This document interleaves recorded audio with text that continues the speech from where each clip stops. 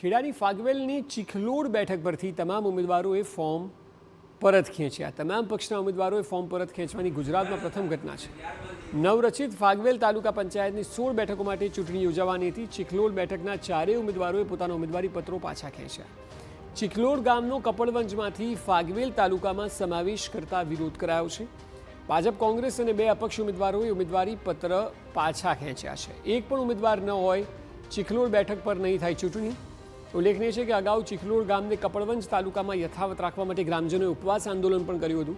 Form પરત કરવા પહોંચેલા ઉમેદવારોને ચૂંટણી અધિકારીએ સમજાવ્યા હતા, તેમજ કોઈના દબાણમાં કાર્ય નથી કરી રહ્યા ને તેવું પણ પૂછ્યું હતું, પરંતુ ઉમેદવારો ફોર્મ પરત ખેંચવાની વાત પર મક્કમ રહ્યા, જેને પગલે હવે આ બેઠક પર ચૂંટણી નહીં થાય।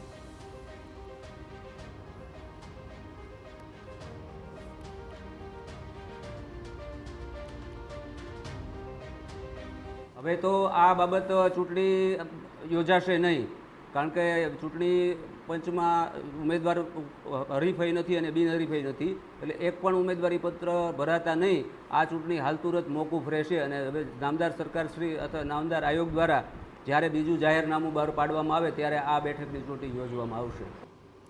ભાજપના ઉમેદવાર ભાવના પરમાર, કોંગ્રેસના ઉમેદવાર સોનલ પરમાર તેમજ અપક્ષ ઉમેદવાર ઇલા શર્મા અને ધ્રુવા શર્માએ ઉમેદવારી પત્રો પરત ખેંચ્યા છે।